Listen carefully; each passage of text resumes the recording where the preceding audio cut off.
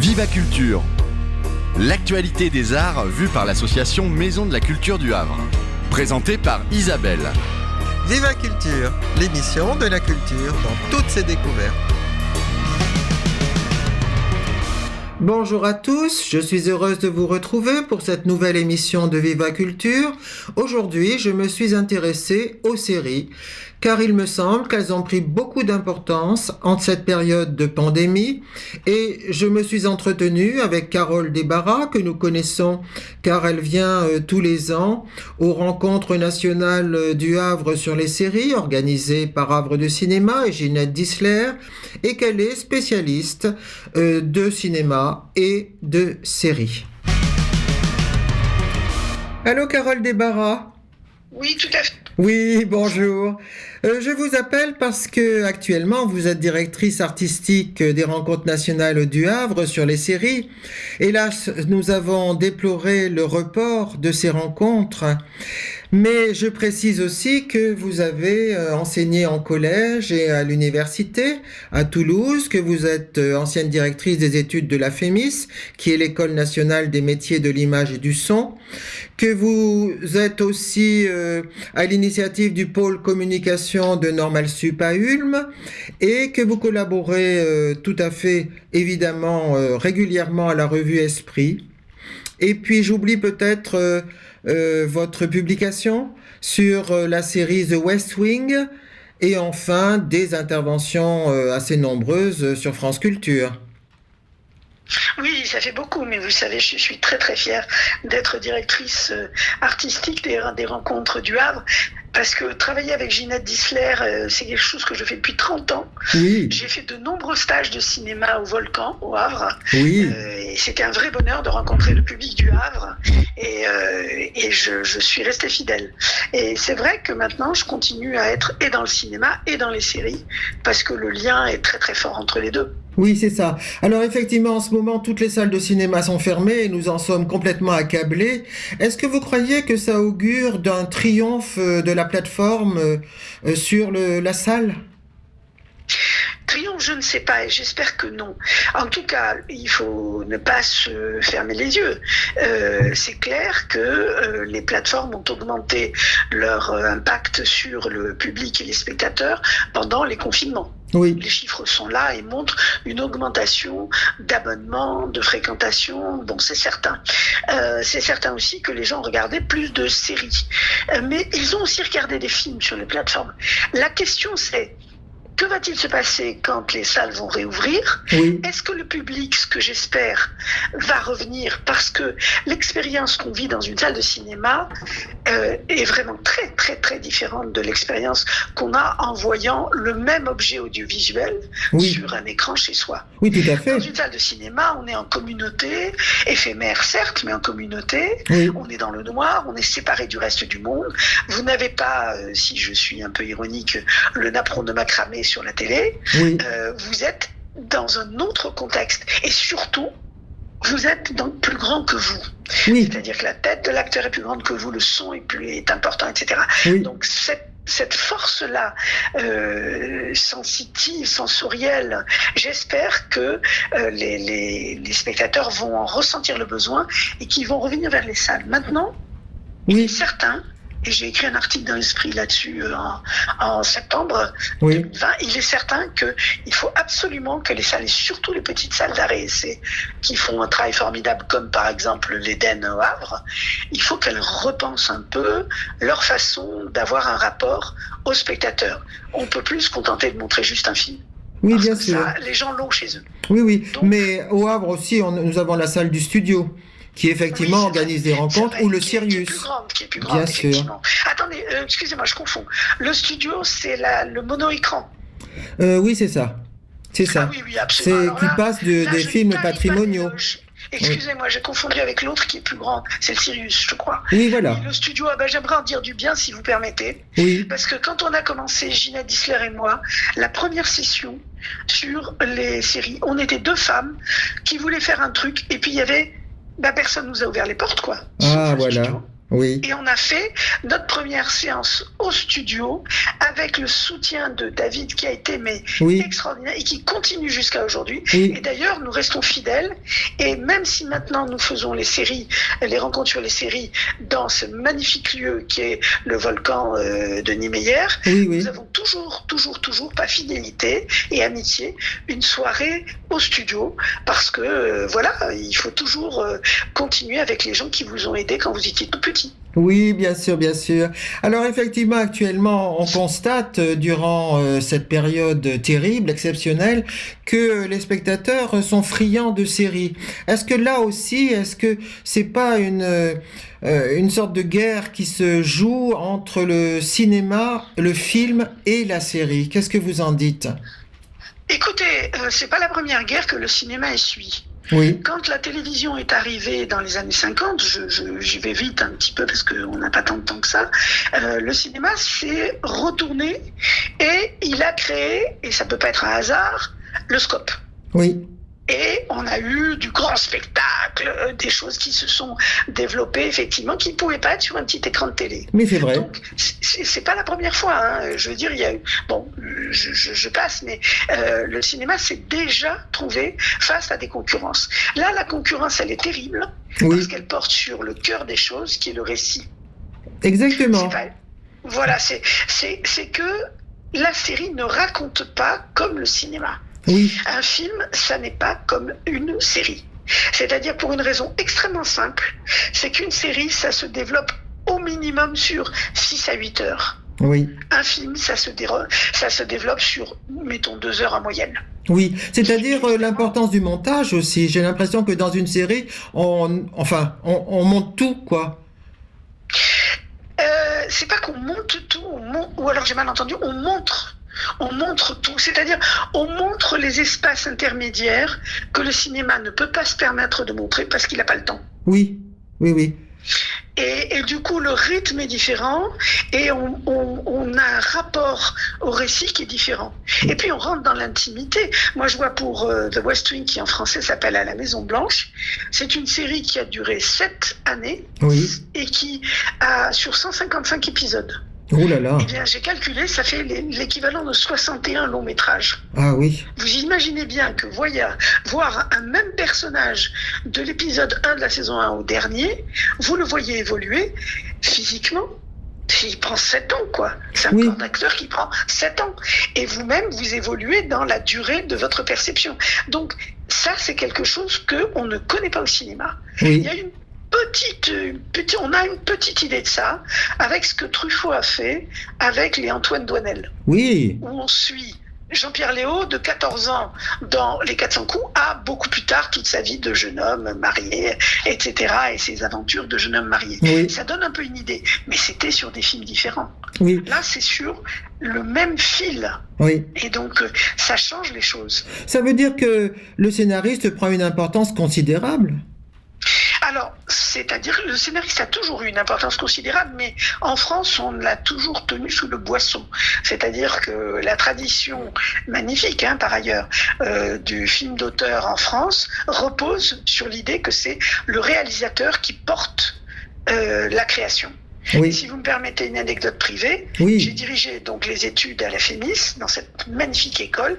J'ai passé mon temps à dire que les gens qui faisaient l'image, le son, c'était pas des techniciens, c'était des collaborateurs de création, et que sans eux, eh bien, les films resteraient dans l'idée du réalisateur et ne prendraient pas corps. C'est-à-dire ça, c'est une tendance de l'histoire du cinéma français où on ne parle que d'un film de Salvadori, mais on va pas parler de son chef-op.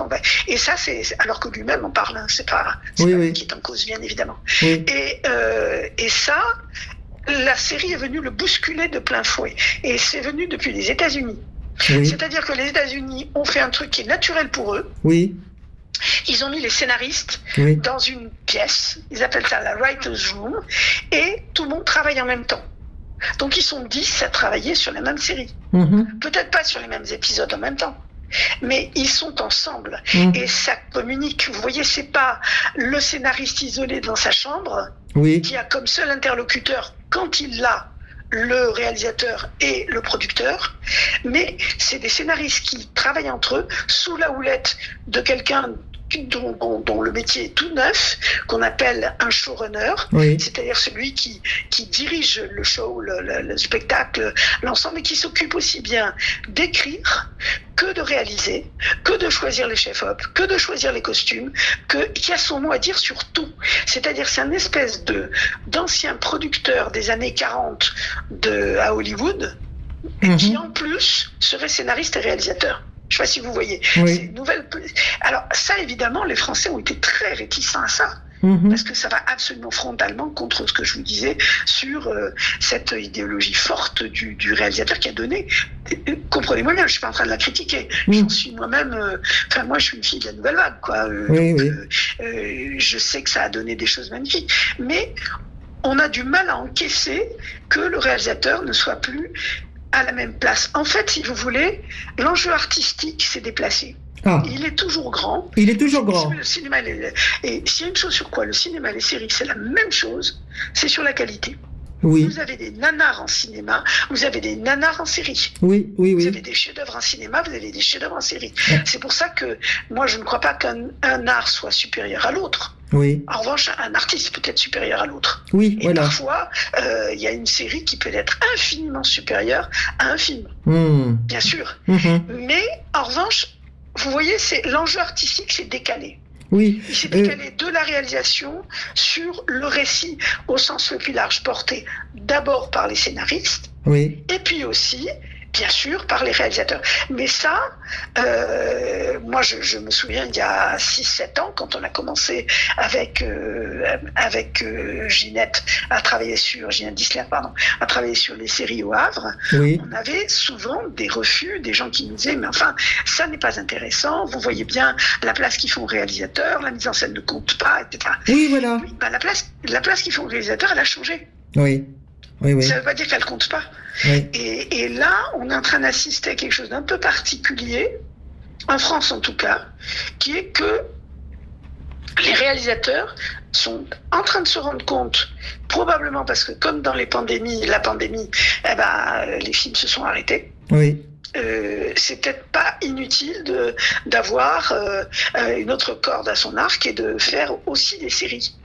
Et ils se sont mis à réaliser des séries. Simplement pour ça, il a fallu qu'ils acceptent le fonctionnement qui vient des États-Unis, mais ils l'ont réadapté. Regardez ce qui se passe en ce moment avec l'énorme succès critique de En Thérapie.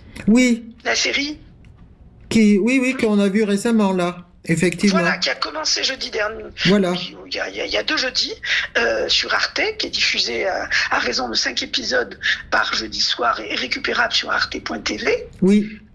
Très très grand succès critique. Mais de qui est-ce qu'on parle ? On parle de Nakache et Toledano, qui sont 2 réalisateurs que personnellement, moi j'apprécie beaucoup, qui ont fait aussi bien Intouchable que Le Sens de la Fête. C'est vraiment des gens qui ont une qualité majeure qui est la bienveillance. Ça, c'est formidable. Mais on ne parle que d'eux, et des acteurs. Or, on ne parle pas, pour les auditeurs qui ne sauraient pas ce que c'est qu'en thérapie, c'est donc une série qui est tirée d'une série israélienne qui s'appelait Booty Pool, qui avait eu l'idée formidable de s'enfermer dans un cabinet de psychanalystes et de faire que le récit choral s'organise autour des différents patients du psychanalyste. C'est un défi quand même, c'est un challenge. Ça c'est sûr. Ça c'est sûr, parce que vous restez dans un appartement où c'est tout. Et c'est assez théâtral. Absolument. Tout est dans la parole.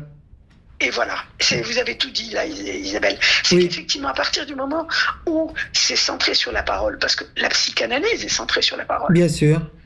Vous imaginez la force et la présence des scénaristes. Ceux qui écrivent. Ceux qui écrivent, c'est eux qui sont à la table. Alors, ils ont travaillé, je le sais qu'ils ont travaillé, David Elkaïm et Vincent Pluimiro, que nous avions invités. Et David Elkaïm est déjà venu au Havre pour une autre série que vous connaissez peut-être, qui est Ainsi soit-il. Bien sûr. Donc, on les avait invités tous les deux, d'ailleurs, c'est vrai. Tous les deux, ils étaient formidables. Le public havrais les avait appréciés. Donc, ils ont écrit cette série à partir, bien sûr, de la série israélienne et avec l'aide de Toledano et Nakash, mais c'est eux qui ont écrit, quoi. Oui. Donc, si vous voulez, et chercher leur nom dans les articles sur. Alors, bon, les journalistes sont responsables aussi, hein, de pas chercher un petit peu plus que les noms qui brillent et qu'on connaît tous et qu'on aime beaucoup. En plus, vous voyez, je ne voudrais pas faire un faux procès à des gens que j'apprécie beaucoup, qui sont Nakash et Toledano. Mais sûr. Voilà un cas dans lequel on a des gens bien des deux côtés. Vraiment des deux côtés. Oui. Franchement. Réalisateur formidable et scénariste formidable. Et puis voilà, alors ça c'est une espèce de, voilà, un petit tournant. Là on se dit, tiens, en France, les réalisateurs sont en train de reprendre du poil de la bête. Oui. Et comme vous le disiez, ils ont fait appel à d'autres réalisateurs, Salvadori, Nicolas Pariser, qui interviennent. Oui. Donc ça bouge, quoi. Ça me pose question. Le changement de réalisateur là pour chaque épisode. Est-ce que j'ai pas eu l'impression que j'étais pas toujours sensible au changement parce que je voyais pas vraiment ce qu'apportait chacun dans son épisode. Et c'est bien ça le problème des réalisateurs dans les séries, c'est qu'il y a une ligne esthétique qui est définie pour toute la série. Ah oui. Quel que soit le réalisateur. D'accord. Vous voyez, et ça, c'est un des grands malheurs des réalisateurs, parce qu'ils ont du mal à s'adapter au fait qu'on les commande comme ça. Mais ils arrivent quand même à donner à donner leur marque, si vous voulez. Moi, je crois que il y a toujours un petit quelque chose qui dépasse, mais c'est vrai que le principe même de la série, c'est de ne pas faire une différence de réalisation. Il faut que le téléspectateur soit pris par la série de A à Z. Oui. Sans qu'il y ait de hiatus. Et bon, je crois que il y a un travail à faire. En France, c'est en train d'avancer, quoi. Il y a un vrai travail psychanalytique à faire sur le sujet. Vous savez, par exemple, il y a une série qui a commencé de marquer un tournant, qui est magnifique. C'est le Bureau des légendes. Ah pourquoi ? Parce que le showrunner du Bureau des légendes, c'est un réalisateur. Oui.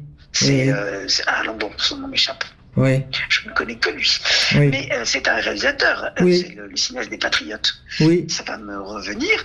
Mais il a fait un travail. Eric Rochon, voilà. Eric Rochon, il a fait un vrai travail avec ses réalisateurs. Il y a d'ailleurs dans un bonus de DVD, on le voit travailler. On voit qu'il dit c'est comme ça et c'est pas autrement. Ça, c'est clair. Hein, mais en même temps, il pense la mise en scène.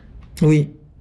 Vous voyez, donc les réalisateurs qui par ailleurs ont leur œuvre cinématographique et qui travaillent avec lui arrivent quand même à trouver leur place. Oui. Donc on est dans une évolution de la profession, une évolution culturelle très grande, quoi. Et vous pensez que les spectateurs sont sensibles, alors en ce moment en particulier, ils sont sensibles en particulier aux séries parce que, par exemple, il y a ce rendez-vous rituel chaque semaine, par exemple tous les jeudis pour En Thérapie, il y a une sorte de suspens et de suspense du spectateur. Oui et non. Oui, parce que c'est quelque chose qui s'est déjà produit dans l'histoire de la télévision. On avait des séries, les séries, on ne les a pas que depuis les années 2000. Hein. Ah, mais bien sûr, il y avait Zorro. Oui. Simplement, elles ont changé. Donc oui, pour ce rendez-vous, c'est vrai, mais en même temps, regardez, pour En Thérapie, c'est à disposition du téléspectateur dans la totalité sur arte.tv. Oui. Donc, vous voyez, vous avez les deux. Si vous avez envie d'avoir ce rendez-vous régulier, d'en voir 5 par 5 et vous avez de garder votre bonbon pour un peu plus tard, vous pouvez le faire. Sinon, vous avez la possibilité, comme sur Netflix d'ailleurs, de tout regarder d'un coup. Oui. Enfin, d'un coup. Oui, c'est ça. Et est-ce que vous croyez que cette répétition-là, ce côté récurrent d'apparition des personnages, est-ce que vous croyez que le spectateur s'y attache davantage, par exemple ? Mais oui, alors ça c'est quelque chose que nous disait notre plus grande showrunneuse française, qui est Anne Landois. Anne Landois, oui. Qui est venue qui a fait Engrenage 3 fois aux rencontres et qui nous défend beaucoup. C'est formidable de voir que cette femme, qui est considérée comme la plus grande showrunneuse française, quand elle parle des rencontres du Havre, elle en parle avec chaleur, sympathie, soutien. C'est génial, ça fait plaisir. Oui. Et donc, elle nous avait parlé effectivement de j'ai perdu le film. Vous m'aviez demandé. D'Engrenage. Oui, d'engrenage, bien sûr, mais ce retour... Oui. Pardon. Pourquoi, effectivement, ce retour était intéressant? Elle disait, la série, c'est l'intimité. Oui, oui. Alors, le cinéma aussi. Bergman travaille l'intimité, c'est vrai. Oui. Mais la plupart des cinéastes, comme vous le disiez vous-même, n'ont pas tellement le temps. Pour entrer dans l'intimité, il faut l'intimité des gestes, il faut l'intimité du temps qu'on perd au quotidien dans la maison, dans le commissariat, voilà. Oui. Et c'est quelque chose que se permet plus facilement les séries, plus facilement les séries que le cinéma. Oui. Pour des raisons de temps dont on avait parlé. C'est ça. Oui. Et en plus, j'ai l'impression que le personnage le portrait est plus fouillé. Non ? Forcément. Et je veux dire, il faut être Bergman pour arriver à fouiller autant un personnage en 2 heures que dans une série en 8 ou 10 heures. Oui. Ou 25 heures. Oui. C'est-à-dire que les immenses cinéastes, ils arrivent au fond de l'intimité, Mizoguchi, Renoir, tout ça. Ils arrivent en 2 heures. Mais c'est les chefs-d'œuvre. Oui, c'est vrai. Alors que vous n'avez pas besoin de la plus grande série du monde pour rentrer dans l'intimité. Oui. Par exemple, c'était très net pour la série Cheyenne et Lola. Ah oui, la série française, là. Parce qu'effectivement, on était introduit dans un milieu qu'on n'a peut-être pas l'habitude de fréquenter. Et du coup, on avait besoin de ces épisodes pour vraiment s'identifier ou reconnaître, suivre avec attention les 2 personnages de femmes, là, qui sont très forts, chacun dans son genre. Tout à fait. Et vous savez, ça a été écrit par Virginie Braque. Oui. Virginie Braque, qui est aussi une de nos fidèles des rencontres. Elle est venue, je ne sais plus si c'est 2 ou 3 fois déjà. Oui. Et elle avait accepté de revenir en décembre 2020, avant ce qui nous est arrivé. Et donc, je pense qu'elle viendra en 2021. Oui. C'est vrai que cette écriture est très très forte. Le fait de le placer dans le nord de la France, qu'on n'a pas l'habitude de filmer, et de filmer le nord de la France de manière, c'est ce qu'elles ont dit, de manière délibérée comme un western. Oui, tout à fait. C'est formidable. Oui. Les actrices sont magnifiques et il y a effectivement... je suis d'accord avec vous, on rentre dans un milieu qu'on ne connaît pas. Moi, c'est vrai que pour moi, un camping-car, je connais un camping-car, j'ai pratiqué, mais en vacances. J'ai pas pratiqué le camping-car dans un camp de gens qui ont ça parce qu'ils n'ont pas la possibilité d'avoir une maison.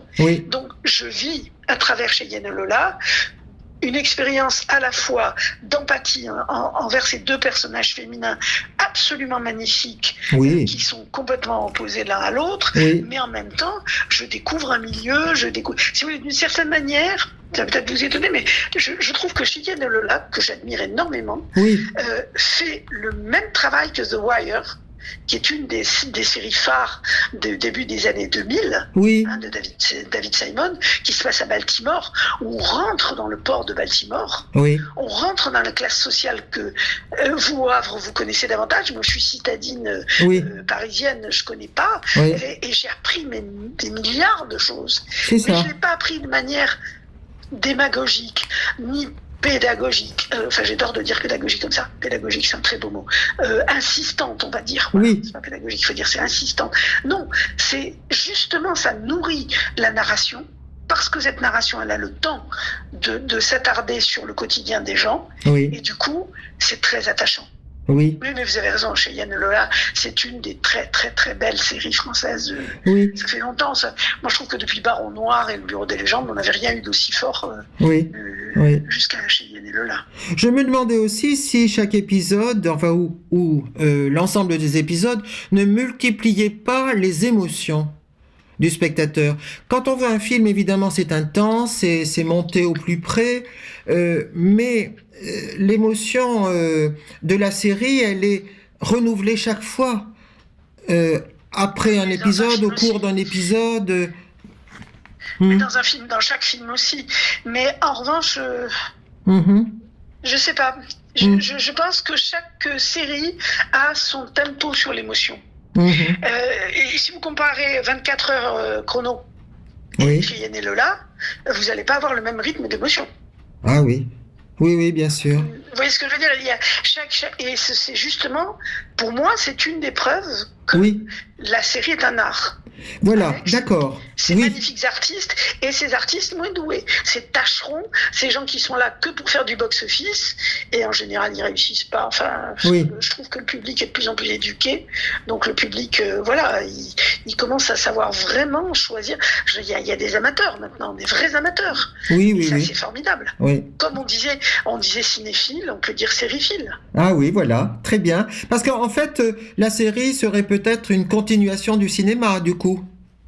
Alors ça c'est nos amis du Havre m'entendent chaque année dire dans un discours d'ouverture, je redis exprès la même phrase, c'est que pour paraphraser Clémenceau, non, c'est pas Clémenceau, en tout cas pour paraphraser une phrase célèbre, la série c'est la continuation du cinéma par d'autres moyens. Oui. C'est-à-dire qu'effectivement, mais comme le cinéma c'est la continuation de la photographie, ça c'est André Malraux qui nous l'a appris. Oui. Moi, j'ai rien inventé. Oui. C'est Malraux c'est Clausewitz qui avait dit cette phrase-là. Décidément. Oui. Les interviews par téléphone, c'est pas facile. Hein. Oui, c'est vrai. C'est le Covid.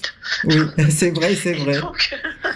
Et donc, effectivement, Malraux nous avait appris que le cinéma avait pris le relais de la photographie et justement que la photographie a d'ailleurs été obligée de se repenser différemment. Oui, tout à fait. Le cinéma montrait mieux la réalité que la photo, puisqu'il y avait le mouvement en plus. Oui. Le son après. Oui. Donc, moi, c'est pour ça que avec Ginette Dissler, on a toujours refusé de rentrer dans cette bataille qui est en train de s'épuiser faute de combattants, et ça j'en suis très contente, qui consistait à dire que les séries et le cinéma c'était pas du tout la même chose, qu'il n'y avait rien à voir. Oui, d'accord. Et les critiques de séries étaient extrêmement secs sur le sujet, en disant, mais non, vous pouvez pas parler de cinéma, non mais excusez-moi, mais bien sûr. Vous êtes dans un cadre avec de la photo, de l'image, du son, des acteurs et du mouvement, et de la parole, ça ressemble furieusement au cinéma quand même. Bien sûr. Après,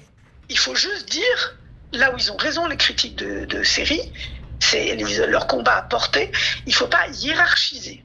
Et là, je suis d'accord avec eux. Oui. On peut hiérarchiser les œuvres, mais pas les genres. D'accord. Alors, évidemment, l'avantage des séries aussi, c'est que c'est international, nous voyageons. Ah, ça, c'est un bonheur. Oui. Ça, c'est un bonheur. Je veux dire que... D'abord parce que les séries françaises jusqu'à peu de temps n'étaient pas très bonnes, excusez-moi, mais c'était pas extraordinaire. Hein. Oui, on préférait les Britanniques ou les Nordiques. Mais oui, absolument, les Britanniques, absolument admirables. Oh là là, les Nordiques aussi, et sans compter qu'évidemment, commençons par les États-Unis. Oui, bien sûr. Qui ont été les leaders sur le sujet. Mais ce qui est formidable, c'est que vous pouvez voir maintenant des séries qui sont... Par exemple, il y a une série qui vient d'Amérique du Sud et qui s'appelle La Casa de las Flores, la Maison des Fleurs, qui est une série parodique, on croirait, du Canal+ de l'époque de Nulle part ailleurs. Ah oui. C'est formidable. C'est entre le mélo et le décalé total. Moi, je sais que je hurle de rire quand je le vois. Et en même temps, ça m'émeut. C'est étonnant. On ne sait pas faire ça en Europe. Oui. Et en ce moment, il y a quelque chose de formidable pour les téléspectateurs. Si vous avez Netflix, c'est d'alterner entre en thérapie, français, qui a commencé en novembre, et que, non, même pas... Non, là, récemment. Il y a 15 jours. Et Bir, il faut que je n'écorche pas le nom, Bir Baskadir, qui a commencé à être diffusée sur Netflix en novembre, qui est une série turque formidable. C'est le même sujet. C'est le même sujet. On est autour d'un cabinet de psychanalystes. C'est une psychanalyste tambouliote, donc turque, complètement... la jeune femme, elle pouvait parfaitement avoir son cabinet dans le 6e arrondissement à Paris, parce qu'elle est... Mais c'est inattendu. Comment ? C'est inattendu. Ah oui, non, mais parce qu'on ne connaît pas la Turquie. Mais c'est ça, exactement. Parce qu'on pense qu'on a des préjugés sur la Turquie. Exactement. Je peux vous dire que ça les balaye. Hein. Oui. Ce qu'il y a de fabuleux dans cette série, c'est que Je vous décris juste le premier plan de la première saison. Oui. Je ne sais pas s'il y en aura une deuxième. En tout cas, le premier, j'ai pas fini. Il y a 8 épisodes, j'en suis au 4e. Le premier plan, il est extraordinaire. C'est un plan large sur une campagne magnifique. Oui. Arrive à gauche de l'écran une femme qui marche lentement. Vous voyez, là, on peut prendre son temps. Oui. Elle marche, elle traverse un premier champ, un deuxième champ. Il y a des maisons qui commencent à arriver, elle passe dans des petites rues et elle arrive sur une grande route et elle se met à une station de bus et elle attend son bus. Plan d'après, elle rentre dans une maison absolument design, chic, tout ce que vous voulez, le plus pointu de ce que l'Occident donne comme confort et comme élégance. Oui. Elle met ses chaussures, elle change ses chaussures, on comprend qu'elle est femme de ménage. Ah oui. Et cette femme de ménage va un peu plus tard dans sa journée se retrouver dans le cabinet de la psychanalyste. Oui. Et ce qu'il y a de génial, moi je trouve, et là c'est fort quoi, c'est qu'elles sont aussi intelligentes l'une que l'autre. Oui, voilà. Oui, et que la femme de la campagne, elle vous a un œil malicieux, une intelligence, elle voit elle connaît rien, j'ai jamais entendu parler ni de Freud ni de Lacan bien évidemment, mais elle voit toutes les manœuvres de la psychanalyste qui fait son travail. Oui. Et ça vous permet de passer, il y a un côté choral, on passe de l'un à l'autre. Oui. Et on traverse la société, turque. Ah oui, c'est intéressant. C'est ce que, oui. Voilà, et moi j'ai appris des choses sur la Turquie. Et ben voilà. Formidable. Quoi. Voilà, ça c'est très bien. Dites, est-ce que vous pouvez nous rassurer sur le report des rencontres nationales ? Oui, bien sûr. Écoutez, nous avons pris la décision avec Ginette. Oui. Ça a été très clair à un moment donné. On s'est dit, on n'arrivera pas. D'abord, en décembre 2020, c'était pas possible. Non. On s'est dit, on va le faire en juin. Oui. Mais sauf qu'en juin... Ça n'allait pas non plus. D'abord, on n'en était pas sûr. La preuve, oui, bien sûr. Et en plus de ça, on aurait été coincé entre deux mastodontes amis. Oui, ça n'allait pas. Mania à Lille et Série à Fontainebleau, avec qui justement nous commençons grâce à la pandémie, c'est le truc positif, à avoir une collaboration. Oui. Fontainebleau, Le Havre, ça c'est bien. Et donc on s'est dit, on va être sage et on va garder le premier, comme d'habitude, le premier week-end de décembre. Voilà, donc ce sera en 21. Oui. Voilà. On garde le même sujet, nos futurs, non pas nos futurs, mais nos futurs au pluriel, avec, on a écrit... le titre était Future Now. Non, le titre c'est nos, le possessif, nos futurs. Ah, d'accord, j'ai compris. Oui, pardon. Oui, d'accord. Il y a un jeu de mots à un moment donné sur Future Now, effectivement. Mais le titre, on a voulu que ce soit justement à la fois s'impliquer, donc à travers la première personne du pluriel. Oui. Et puis en même temps, ouvrir justement. Voilà. Donc, on a écrit à tous nos intervenants, parce que tout était blindé, l'affiche était Mais bien faite, sûr. La programmation était faite, etc. Oui. Et on leur a dit, est-ce que vous êtes partant avec nous pour décembre 2021 ? Eh ben, j'ai pas eu une défection. Ah, très bien. Donc écoutez, on va se revoir sûrement en décembre 21, en croisant les doigts, bien sûr. Et puis je vous remercie, Carole Desbarras. Je suis obligé d'arrêter notre entretien qui est si enrichissant, parce que Viva Culture ne dure qu'une demi-heure. Voilà. Merci beaucoup, Carole Desbarras. Merci. Merci à vous, Isabelle. Au revoir. Au revoir. C'était Viva Culture. Je vous donne rendez-vous dimanche prochain pour une autre émission. Je vous rappelle que vous pouvez toujours nous rejoindre et adhérer. Nos journaux sont toujours en cours de distribution et bien sûr, vous aurez des informations sur notre prochaine grande conversation aujourd'hui, qui sont nos zombies. Elle sera captée en ligne et vous pourrez la visionner quand vous le voulez, en podcast, etc. Au revoir, à bientôt, merci.